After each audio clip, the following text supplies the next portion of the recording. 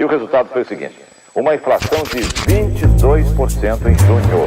Dia finalmente mais calmo no mercado financeiro.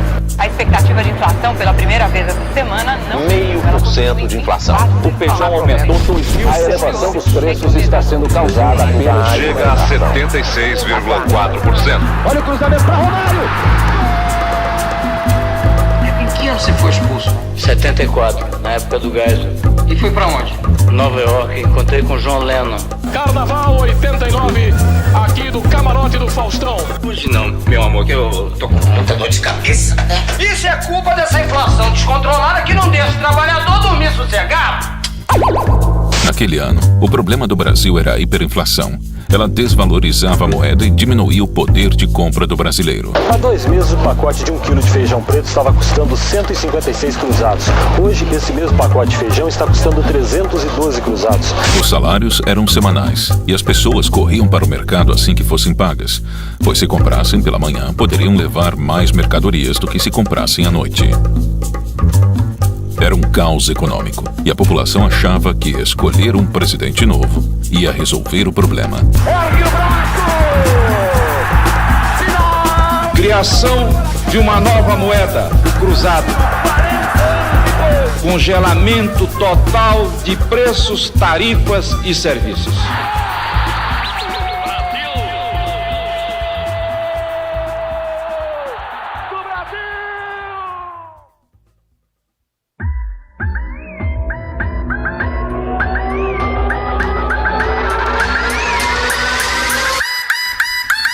Prometo manter, defender e cumprir A Constituição. promover o bem geral e sustentar a integridade e a independência do Brasil.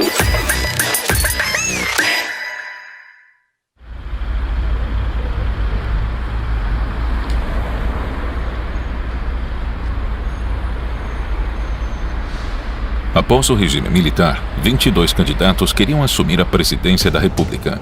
Teve cara do antigo regime, figurões de hoje em dia como Paulo Maluf e Ronaldo Caiado, e até mesmo Silvio Santos entrou na disputa, apesar de um ano antes ter negado até os dentes que se candidataria. O Silvio Santos não quer ser político, o Silvio Santos não vai ser político, o Silvio Santos vai defender os interesses do povo. Quem acredita em mim deve votar no 26. Mas naquele ano, 3 nomes se destacaram na disputa: Fernando Collor de Mello, Leonel Brizola e Luiz Inácio Lula da Silva. Brizola ganhou notoriedade quando lutou contra a instauração do governo militar em 64. Ele foi exilado e voltou ao Brasil em 79. Foram 5.489 dias de exílio, o mais longo exílio de um político brasileiro na história do país. Que para este reencontro venho deste nosso longo exílio, com o coração cheio de saudades, mas limpo de ódios. Sua trajetória o transformou em um mito entre a esquerda brasileira. Lula também havia surgido durante o período militar. Vindo dos sindicatos de metalúrgicos, era o principal líder do recém-criado Partido dos Trabalhadores. A legenda reunia integrantes da esquerda armada, sindicalistas, artistas, intelectuais da USP e até figuras religiosas. Que a forma mais eficaz de distribuir renda é aumentando o poder aquisitivo da classe trabalhadora. Porém, a defesa que Lula fazia dos trabalhadores era contraditória. O próprio Lula não havia trabalhado por muito tempo. Ele havia exercido mais a função política de sindicalista do que a profissional de torneiro mecânico. Ô Lula, se você for eleito presidente da República, o que você pretende mudar de concreto no nosso país? Olha, primeiro que nós vamos mudar de concreto, nós vamos provar que você pode tranquilamente colocar corrupto na cadeia. A similaridade das histórias fez Lula e Brizola rivalizarem pela mesma vaga no segundo turno. Lula dizia que Brizola era um desequilibrado emocional e Brizola dizia que Lula era inexperiente demais para governar. Isso me distancia léguas desse cidadão e me faz desconfiar muito dele. O Lula é a espuma da história. O Lula está dentro do sistema. Porque há uma diferença ideológica entre nós. Será muito mais fácil derrotar ao Lula no segundo turno do que qualquer um de nós. Ainda tem o agravante, o Lula, que não gosta de trabalhar. Apesar disso, eles competiam pelo mesmo eleitorado, devido às suas agendas revolucionárias. Lula não estava muito preocupado com a hiperinflação, mas dizia aos 4 cantos do país que a dívida externa impedia que o dinheiro dos trabalhadores ficasse no Brasil. E teríamos como medida básica, primeiro, tentar suspender o pagamento da dívida externa para ver se tira o país do sufoco que ele se encontra. E eu acho que fazendo isso nós iríamos terminar a inflação desse país a curto espaço de tempo. Quem ganha com a inflação é quem tem muito capital. Brizola entendia a inflação como parte de um sistema econômico. Para ele, falsificar dinheiro novo sempre que o dinheiro acabasse fazia parte de uma boa administração. A inflação faz parte desse modelo econômico desses últimos 40 e poucos anos. Defendia a reforma agrária e distribuição de renda e muito Estado para conseguir tudo isso.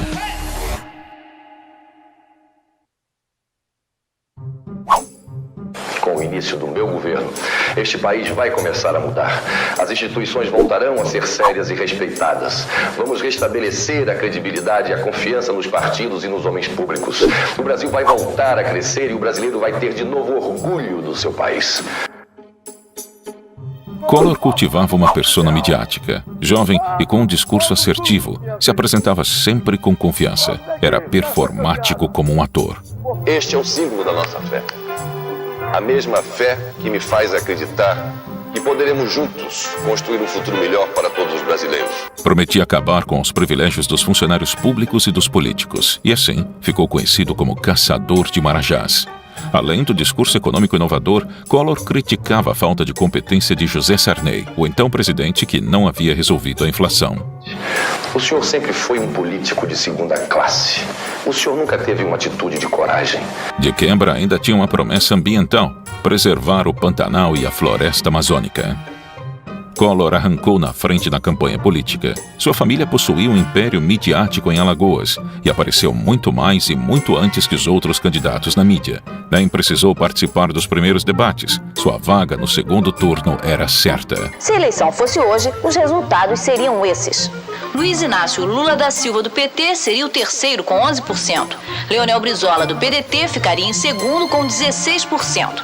E Fernando Collor de Mello, do PRN, seria o primeiro, com 31% pelos números do Ibope.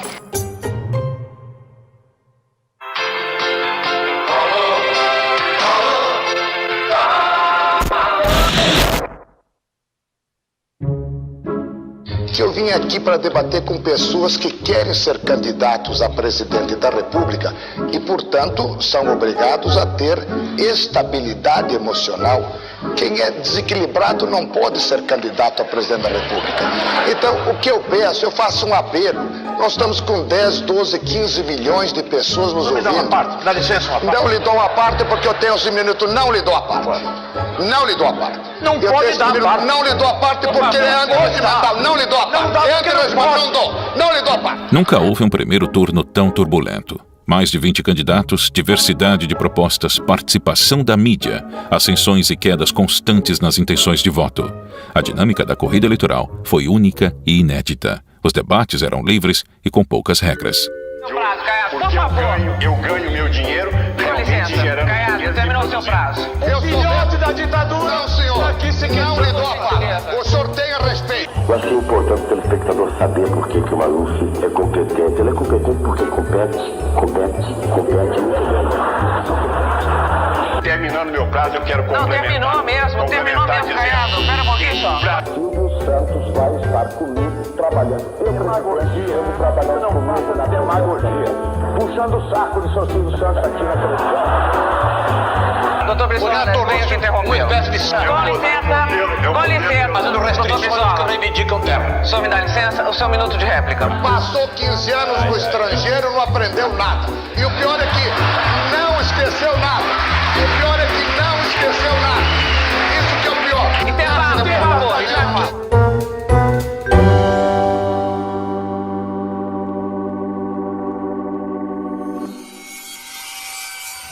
Vergonha deprimente para o nosso país a candidatura desse Silvio Santos. Eu vou me assessorar com bons ministros, eu vou me assessorar com bons assessores e eu tenho muitas condições de fazer um bom governo. Ele é um homem sem palavra. Há questão de um mês, jantando comigo, disse: de nenhuma forma eu serei candidato. Aceito ser candidato à presidência da República Vou lutar pelo país, vou lutar pelo povo. Silvio Santos se candidatou faltando um mês para o primeiro turno. E não é que o aspirante a político conquistou a população brasileira? O Ibope fez uma outra pergunta para medir a intenção de voto do eleitor diante do novo quadro eleitoral com a entrada do apresentador Silvio Santos. Silvio Santos surge em segundo lugar com 18%. E Collor permanece na liderança. Trata-se de um cínico, jamais poderia andar utilizando os canais em benefício próprio. Eu acho que o salário mínimo no Brasil é uma coisa ridícula. Quem trabalha 8 horas por dia, no final do mês tem que receber um salário mínimo que seja o suficiente para sustentar a esposa e 2 filhos. Enfim, eu estou sabendo que nada disso vai sair na televisão do senhor Silvio Santos. Ele que veja essa gravação pode saber que o meu conceito que faço da conduta dele é exatamente o que estou dizendo aqui. Mas Silvio Santos não durou muito tempo na disputa. Alegando que o apresentador não cumpriu o regulamento eleitoral, Brizola fez uma manobra para caçar a candidatura do homem do baú. O candidato do PDT, Leonel Brizola, anuncia no Rio que vai pedir a impugnação da candidatura do empresário Silvio Santos. No pedido, o PDT argumenta que o empresário é dono de uma rede de televisão. Ele está exercendo a direção daquele império, daquele complexo, e a lei é clara. Ele não se desincompatibilizou. Silvio ficou irritado quando lhe perguntaram se era verdade que o ministro Oscar Dias Correia iria pressionar os juízes do Tribunal Superior Eleitoral para não impugnarem a candidatura dele. Nós somos brasileiros tentando fazer com que esse país progrida e ainda no meio de nós, brasileiros de nível universitário como vocês são, há piadas como essa a respeito da justiça. Aqui no bairro do Morumbi, na frente da casa do empresário Silvio Santos, aumentou a tensão nos últimos 10 minutos quando se ficou sabendo que o 4º juiz do Tribunal Superior Eleitoral também votou, como os 3 anteriores, pela impugnação da candidatura. Menos um candidato na roda foi um alívio para seus adversários. Eu acho que foi correta a decisão do tribunal porque moralizou o processo eleitoral. Com Collor garantido no segundo turno, a disputa se concentrou em Lula e Brizola, que brigaram até o último dia pela vaga.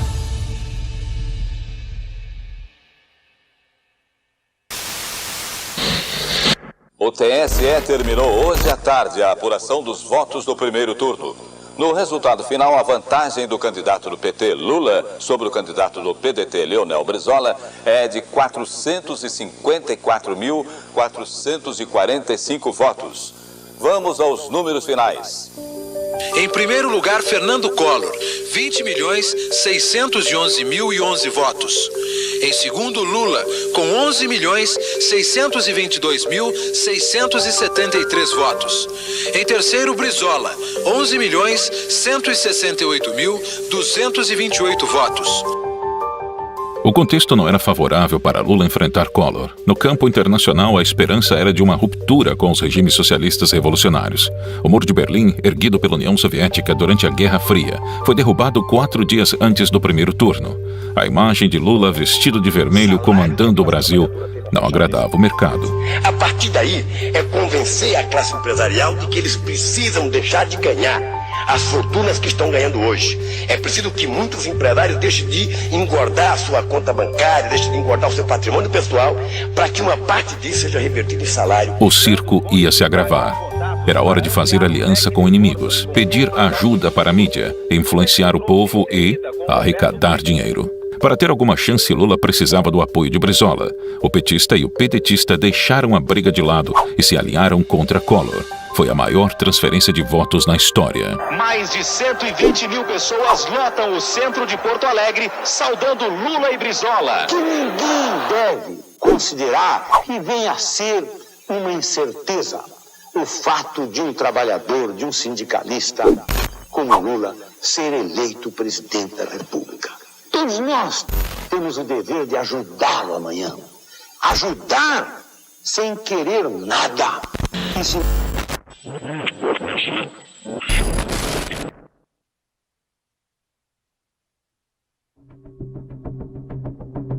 Ronaldo Caiado, que também foi candidato presidencial no primeiro turno, denunciou a campanha de Lula. Naquela época, partidos políticos eram proibidos de receber dinheiro de empresas privadas.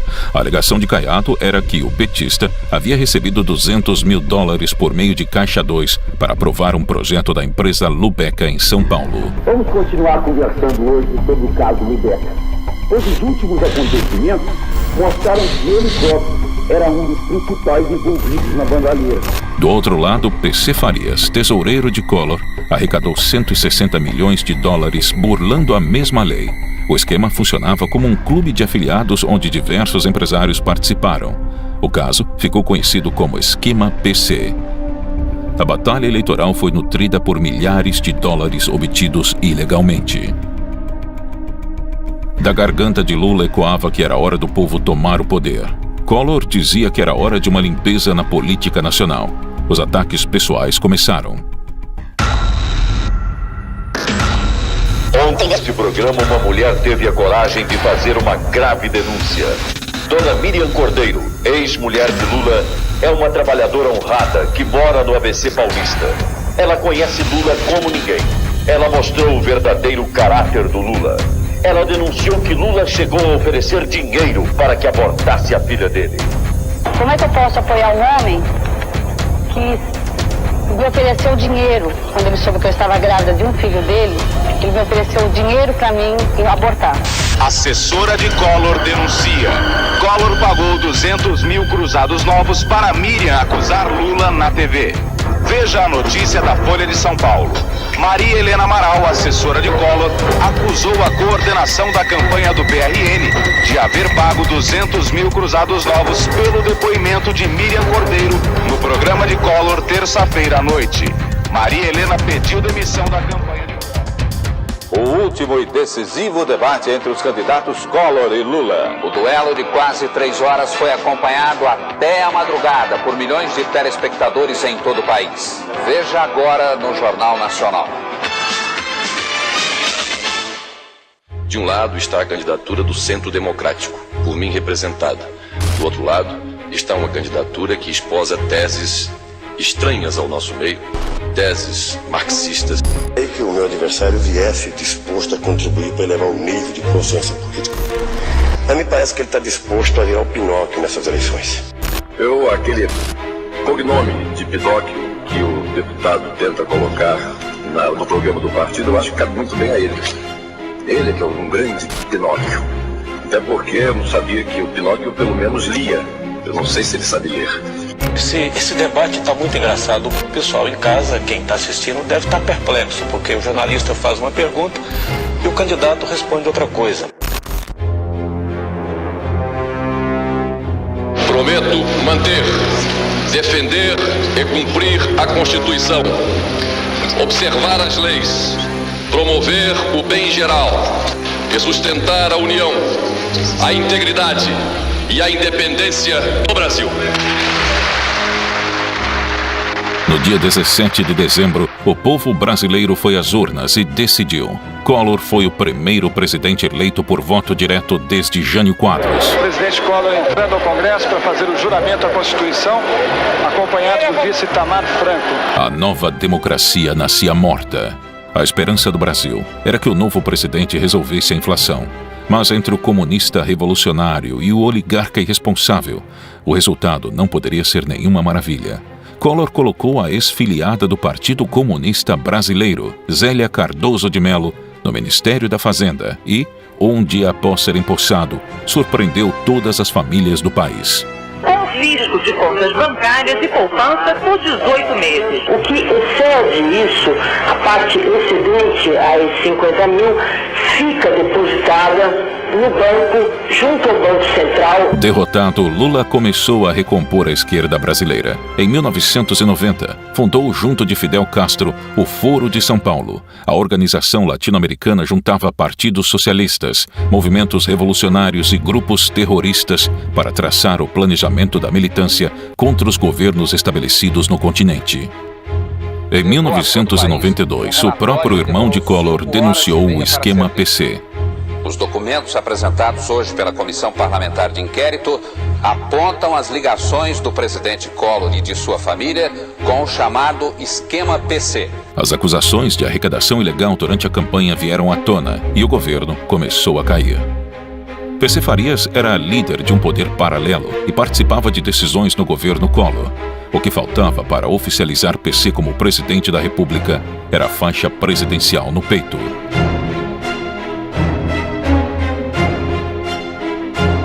A oposição aproveitou a brecha e partiu para a derrubada de Collor. O movimento pró-impeachment está crescendo muito e nós achamos que nós vamos ter uma maioria de 2/3 aqui no Congresso Nacional. No dia 1º de outubro de 1992, o Senado iniciou o processo de impeachment. Mas, durante o julgamento, Collor assinou a sua renúncia para não perder seus direitos políticos. A partir deste momento, Fernando Collor é presidente afastado e assume o vice-presidente da República, Itamar Franco. Em 1996, PC Farias e sua namorada foram mortos a tiros na casa do empresário. Até hoje não se sabe quem foi o mandante do assassinato da peça central do esquema de corrupção que derrubou Collor. O primeiro presidente eleito por voto direto depois de 29 anos. Foi também o primeiro presidente latino-americano a sofrer impeachment. O novo Brasil não foi construído.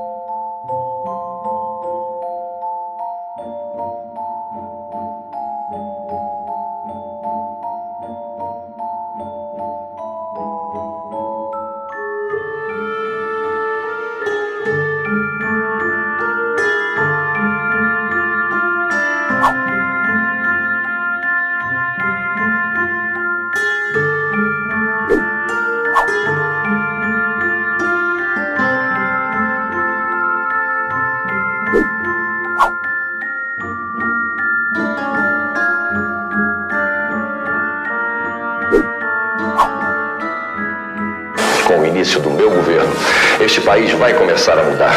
As instituições voltarão a ser sérias e respeitadas. Vamos restabelecer a credibilidade e a confiança nos partidos e nos homens públicos. O Brasil vai voltar a crescer e o brasileiro vai ter de novo orgulho do seu país.